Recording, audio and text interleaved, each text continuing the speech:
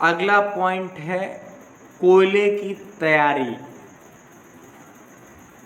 Third point है preparation of coal. कोयले की तैयारी से तात्पर्य कोयले के वांछित आकार में ब्रेकिंग, सॉर्टिंग, आवश्यक आकार बनाने यानी कि फॉर्मिंग, सुखाने की प्रक्रिया, स्टोरेज और फायरिंग के दृष्टिकोण से वांछित आकार में कोयले को तोड़ना आवश्यक है। ये सारे प्रोसेस जो हैं वो कोयले की तैयारी यानी कि प्रिपरेशन ऑफ कोल के अंतर्गत आते हैं। प्लांट में प्राप्त कोयला असमान आकार का होता है और इसमें मिट्टी या धूल के कण, लोहे के कण और नमी आदि भी होते हैं। ऐसे कोयले का उपयोग सीधे भट्टियों में करना हानिकारक होगा, इसलिए कोयले का उपयोग करने से पहले तैयार किया जाता है, जिसके लिए प्लांट के अंतर्गत या अंदर निम्नलिखित क्रियाएं की जाती हैं। पहला क्रशिंग, दूसरा आकार देना, तीसरा सुखाना और चौथा है मैग्नेटिक सेपरेटर। यानी कि ये सब प्रोसेसेस का इस्तेमाल आपको प्रिपरेशन ऑफ कोल के अंतर्गत करना पड़ता है। ये क्यों करना पड़ता है? क्योंकि कोयला जब प्राप्त होता है तो वो विभिन्न आकार का होता है और उसमें मिट्टी और धूल के कण भी होते हैं, और जाहिर सी बात है कि कोल जब खदानों से प्राप्त होगा तो उसमें कुछ लोहे के भी कण होंगे और नमी भी होगी। नमी को भी हटाने की ज़रूरत होगी, क्योंकि नमी अगर कोल में रह जाएगी तो आसानी से बर्न नहीं होगा, जिसकी वजह से इन सारे प्रोसेसेस का इस्तेमाल करना पड़ता है, जिसमें से नमी को हटाने के लिए सुखाने का प्रोसेस करना पड़ता है। और आकार देना तो आप लोग जान ही रहे होंगे कि उसको छोटा छोटा आकार देना पड़ता है। क्रशिंग प्रक्रिया एक क्रशर में की जाती है, जहां कोयले के बड़े टुकड़े टूट जाते हैं और छोटे टुकड़ों में बदल जाते हैं। एक आकार में कोयले को प्राप्त करने के लिए एक साइजर का उपयोग किया जाता है। वे आमतौर पर क्रशर में ही लगे रहते हैं। ड्राइंग अर्थात कोयला सुखाने की प्रक्रिया के अंतर्गत नम कोयले पर गर्म फ्लू गैसों को प्रवाहित किया जाता है। इसके लिए ड्रायर का उपयोग किया जाता है। कोयले में उपस्थित नमी फ्लू गैसों से वाष्पित हो जाती है और कोयला सूख जाता है। बर्नर के ब्लॉक होने की संभावना से बचने के लिए कोयले में उपस्थित लोहे के कणों को अलग करना भी आवश्यक है, जिसके लिए एक मैग्नेटिक सेपरेटर का उपयोग किया जाता है और एक पावरफुल मैग्नेट कोयले के ऊपर घुमाया जाता है, जिससे आयरन कण को कोयले से अलग किया जाता है।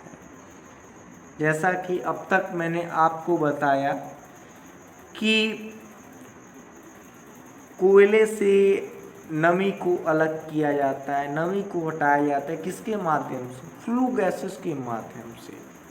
ठीक है, मिट्टी और धूल के कण को हटाया जाता है और क्रशर में कोयले को छोटे छोटे भागों में तोड़ा जाता है और एक मैग्नेटिक सेपरेटर होता है, यानी कि जो आपका मैग्नेट का एक बड़ा सा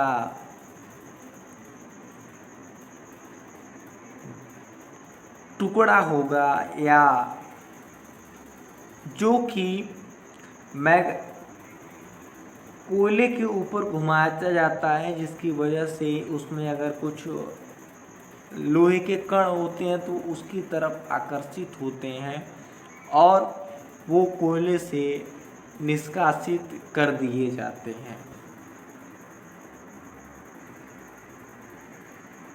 अब अगला आपका जो टॉपिक है ये है ट्रांसफ़र का। ट्रांसफ़र प्रक्रिया के अंतर्गत कोयले को स्टोरेज स्थल पर उतारने से लेकर और वहां से भट्टी तक पहुंचाना आता है। इस प्रक्रिया के लिए कई उपकरणों का प्रयोग किया जाता है। पहला, belt conveyor, bucket elevator, scraper conveyor, screw conveyor, script hoist, grab bucket conveyor इत्यादि हैं। ये सब जो उपकरण हैं इनका इस्तेमाल ट्रांसफ़र के लिए या कोयले को एक जगह से दूसरे जगह, प्लांट में ही एक जगह से दूसरे जगह ले जाने के लिए यूज में लाया जाता है।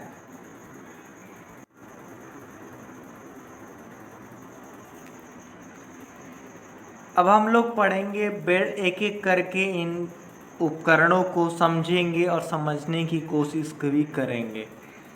पहले पढ़ते हैं एक एक करके। पहला जो टॉपिक होगा ये होगा बेल्ट कन्वेयर।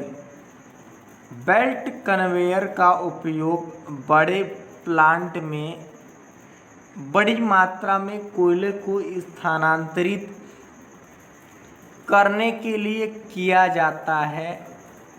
एक बेल्ट कन्वेयर की अनुप्रस्थ काट यानी कि जो जिस तरह का उसका शेप रहता है उसको फिगर में दिखाया गया है, आप लोग देख पा रहे होंगे। इसमें एक एंडलेस बेल्ट कन्वेयर के दो सिरों पर लगे ड्रमों या पुलियों पर घूमती रहती हैं। बेल्ट को सपोर्ट देने के लिए कन्वेयर की लंबाई में थोड़ी थोड़ी दूरी पर निष्क्रिय रोलर लगे होते हैं। रोलर को इस प्रकार व्यवस्थित किया जाता है जिससे कि बेल्ट की अनुप्रस्थ काट पर कोयले के भार से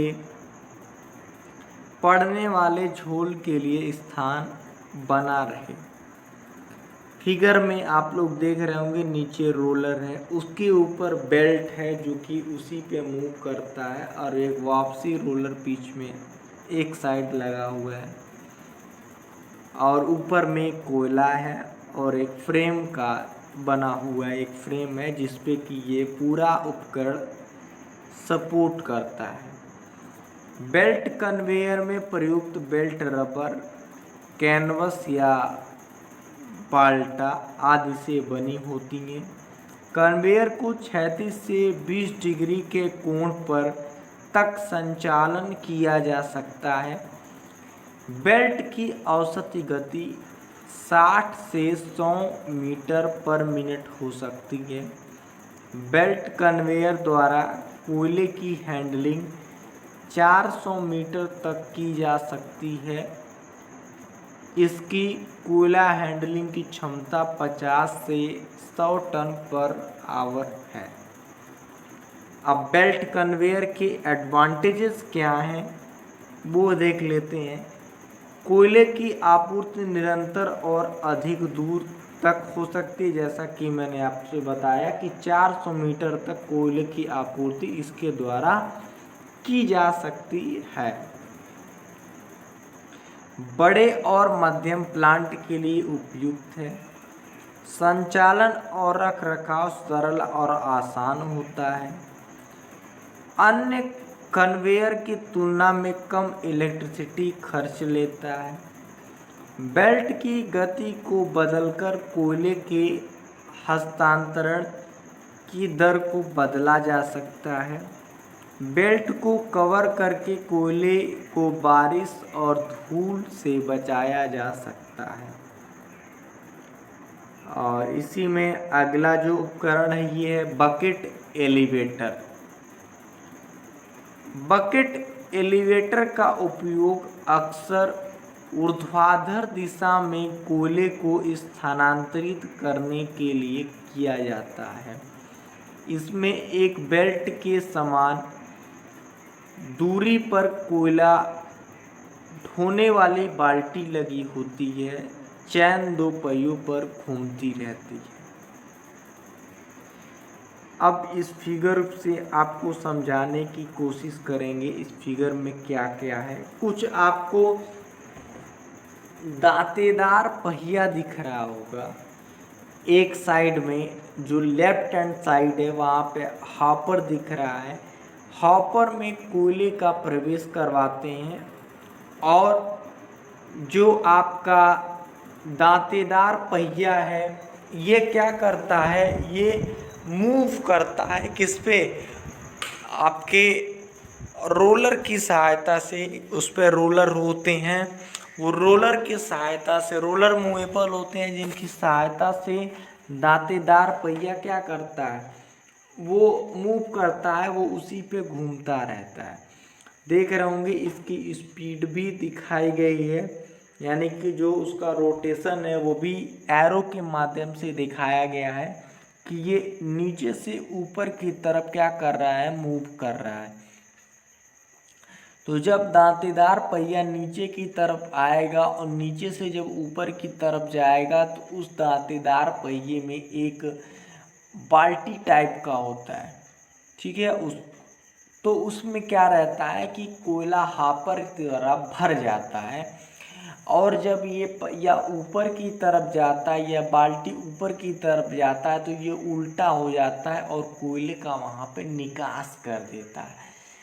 और ये जो उपकरण है ये मैक्सिमम जो इस्तेमाल किया जाता है ये ऊर्ध्वाधर दिशा में ही इस्तेमाल किया जाता है। आप लोग देख पा रहे होंगे जब स्थापित भी है या फिगर में दिखाया भी गया है तो ये ऊर्ध्वाधर दिशा में ही दिखाया गया, ऊर्ध्वाधर स्थिति में ही दिखाया गया। पूरी व्यवस्था स्टील या एल्युमिनियम की शीट पर इनक्लोज्ड होती है। खोल के बॉटम पर एक हॉपर होता है जिसके माध्यम से कोयला बाल्टी पर गिरता है। जब भरी हुई बाल्टी शीर्ष पर उल्टी हो जाती है तो कोयला निकास चित्र की तरह होता है। कोयले को बकेट एलिवेटर द्वारा लगभग 100 फीट की ऊंचाई तक ले जाया जा सकता है और इसे 60 डिग्री तक झुकाया भी जा सकता है। चैन को उठाने की क्षमता लगभग 75 मीटर पर मिनट की गति से 60 टन पर आवर तक हो सकती है। अब बात करते हैं बकेट एलिवेटर के लाभ क्या हो सकते हैं, यानी कि एडवांटेजेस ऑफ बकेट एलिवेटर। यह व्यवस्था कम जगह घेरती है क्योंकि क्या ये ऊर्ध्वाधर दिशा में, इस वजह से नीचे का जो फाउंडेशन एरिया है ये कम घेरेगी। दूसरा, रख रखाव और संचालन सरल और सस्ता होता है। थर्ड है, कोयला ऊंचाई से गिरता है इसलिए इसमें डिस्चार्ज की सुविधा होती है।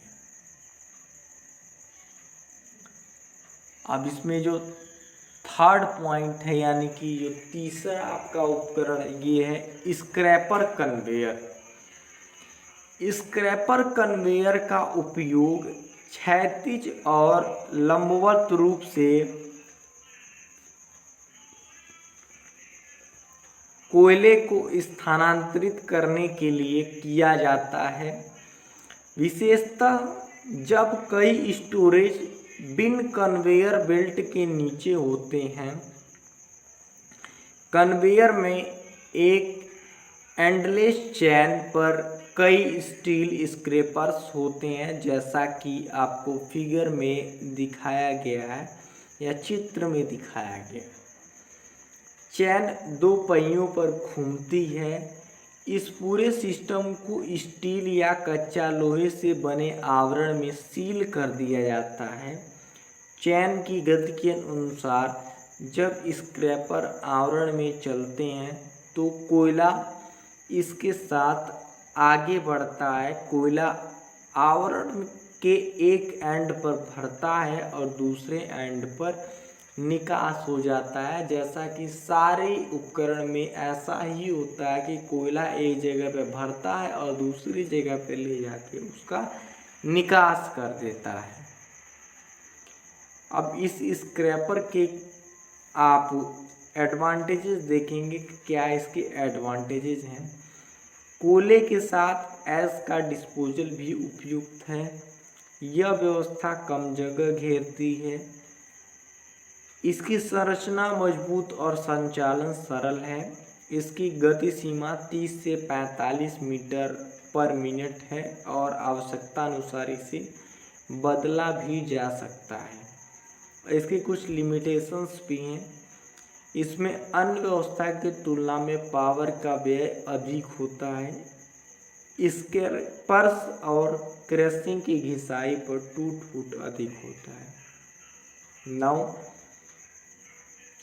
अगला जो है ये है स्क्रू कन्वेयर।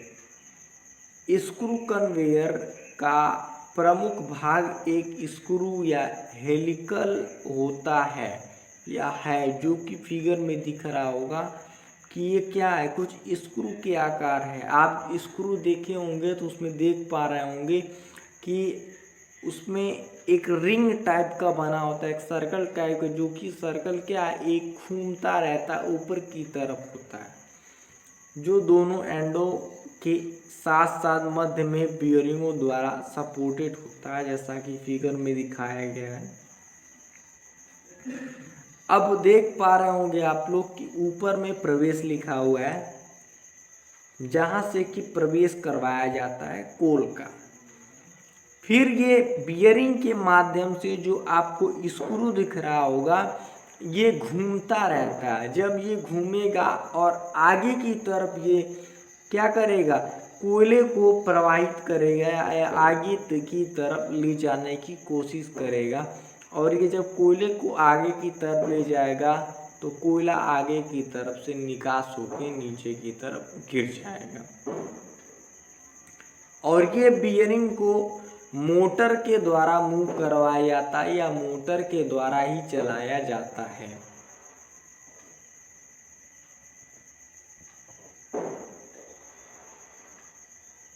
और मोटर के द्वारा जो गति प्राप्त होती है रिड्यूसर के माध्यम से उसको कम किया जाता है और हेलिकल्स को चलाया जाता है। यह हेलिकल्स द्वारा कम किया जाता है और हेलिकल्स को संचालित किया जाता है। यह हेलिकल आपको उसी को बताया गया जो स्क्रू की तरह घूमता हुआ है, उसी को हेलिकल बताया गया। हेलिकल एक एंड पर कोयले के माध्यम से बंद रहता है और एक स्क्रू क्रिया द्वारा दूसरे एंड पर ले जाया जाता है। क्योंकि हेलिकल्स घूमता है, आवश्यकता अनुसार लंबाई के किसी भी पॉइंट पर कोयला निकास किया जा सकता है। स्क्रू की गति 100 आरपीएम हो सकती है और क्षमता 100 टन पर आवर तक हो सकती है। आमतौर पर इस कन्वेयर की जो लंबाई होती है ये 60 मीटर और क्षैतिज का जो झुकाव होता है ये 35 डिग्री तक सीमित है। अब देखते हैं कि स्क्रू कन्वेयर के क्या लाभ है, यानी कि एडवांटेजेस ऑफ स्क्रू कन्वेयर। यह कम जगह घेरती है और इसे डस्ट प्रूफ भी बनाया जा सकता है। और उसकी कुछ लिमिटेशंस हैं जिसको आप डिसएडवांटेजेस भी बोल सकते हैं। पहला, टूट फूट अधिक होता है और इलेक्ट्रिसिटी का खर्च भी अधिक आता है। अगला आपका जो उपकरण ये है स्किप हाइस्ट। इसका उपयोग कोयले को ऊर्ध्वाधर दिशा में स्थानांतरित करने के लिए किया जाता है। दो गाइडों के बीच में एक बाल्टी नीचे चल रही होती है।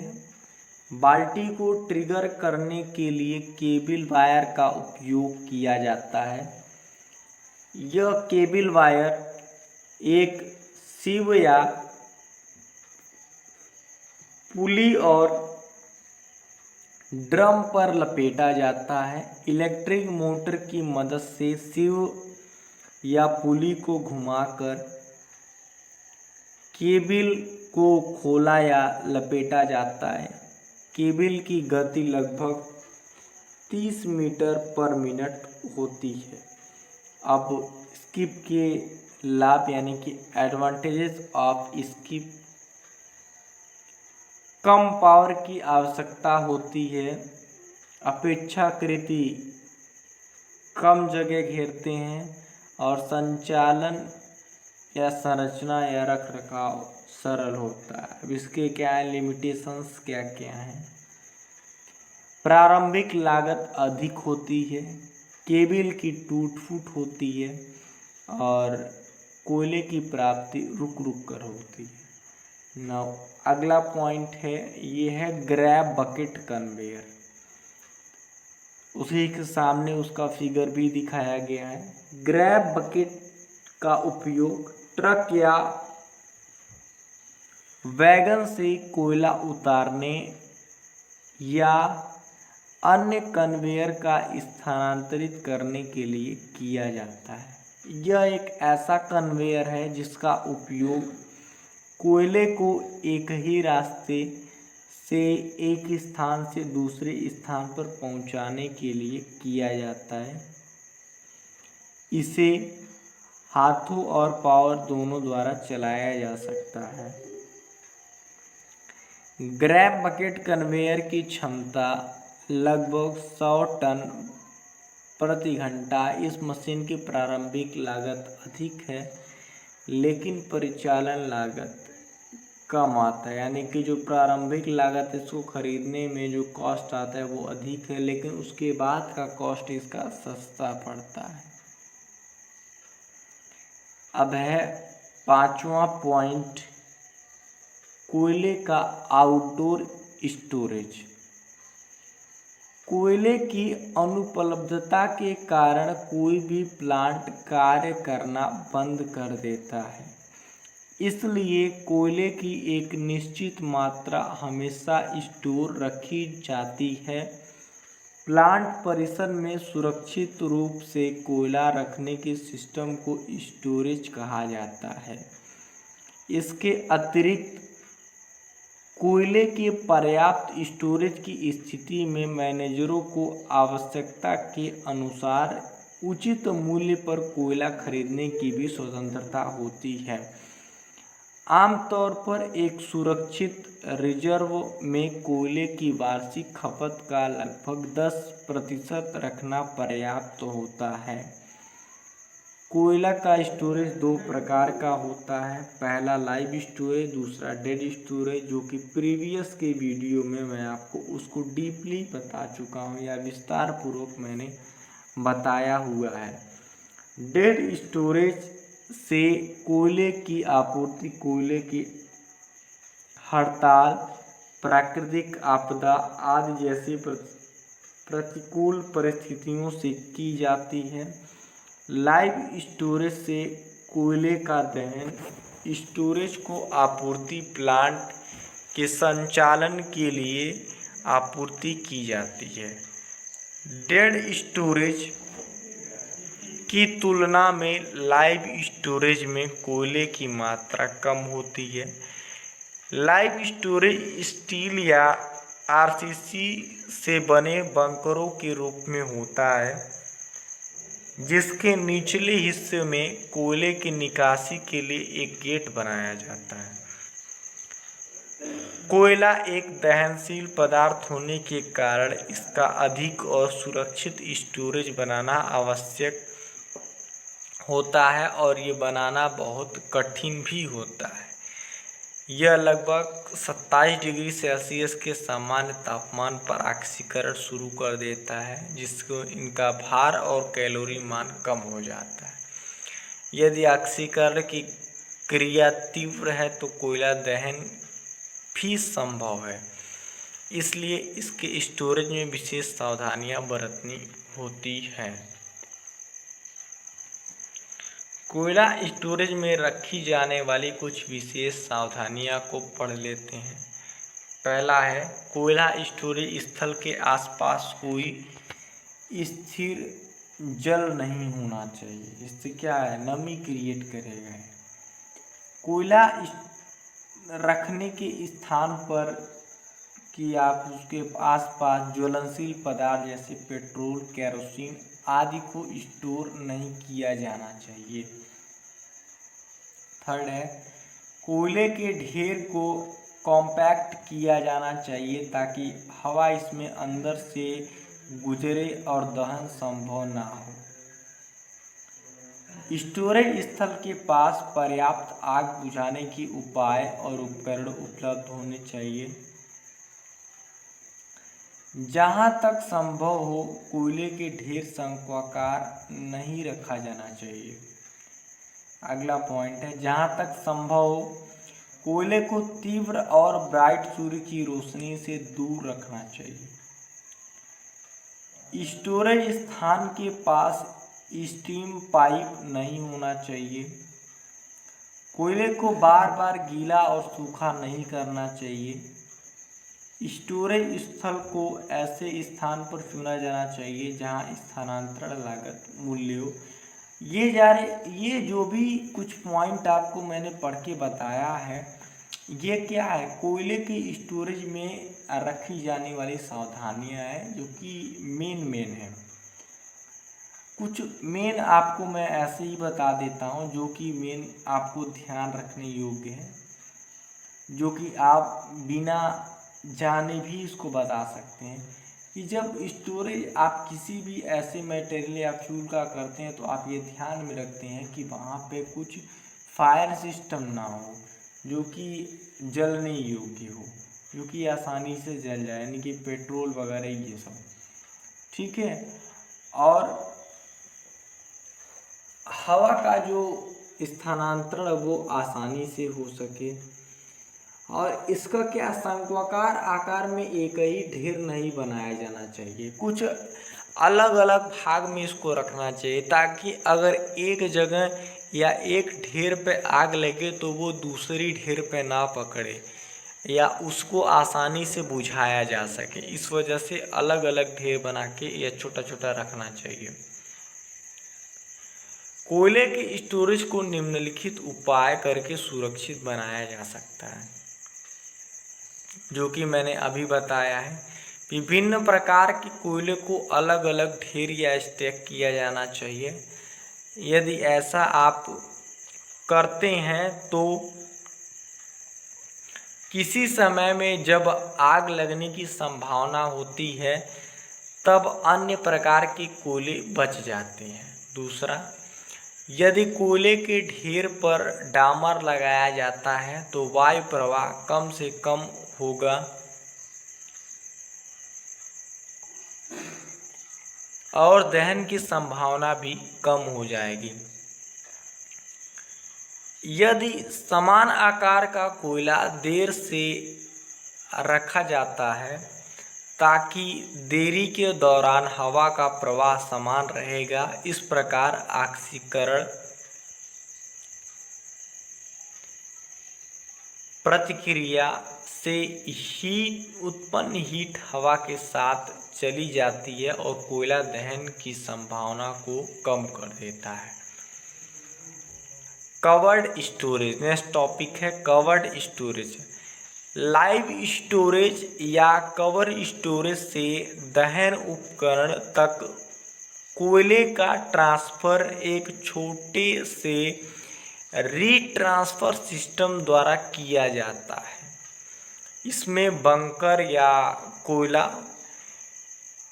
बिन बनाकर कोयले को जलाशयों में रखा जाता है।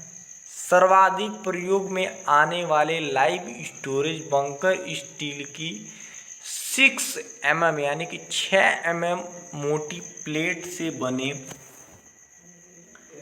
सस्पेंशन टाइप के ओवरहेड बंकर होते हैं। कभी कभी ये आरसीसी के भी बने होते हैं। अगला टॉपिक है इन प्लांट हैंडलिंग। प्लांट के भीतर कोयले को लाइव स्टोरेज से दहन सिस्टम द्वारा दहन उपकरण तक पहुंचाया जाता है। प्लांट परिसर में कोयला हैंडलिंग के लिए belt conveyor, bucket elevator, scraper conveyor इत्यादि उपकरणों का उपयोग किया जाता है, जो कि मैंने कुछ ही देर पहले इन उपकरणों को विस्तार पूर्वक समझाया है। अगर आप अभी से वीडियो को शुरू कर रहे हैं तो आप कुछ टाइम पहले इसको बिफोर करके आप इसको समझ सकते हैं। यदि साधारण स्टॉकर फायरिंग का उपयोग किया जाता है तो कोयले को स्टोरेज स्थल से केवल सूट का उपयोग करके दहन सिस्टम में ले जाया जा सकता है। यदि एक पूर्ण कोयला दहन सिस्टम का उपयोग किया जाता है तो सूट, पल्वराइज्ड मिल, फीडर, तौल उपकरण और अन्य उपकरणों की आवश्यकता होती है।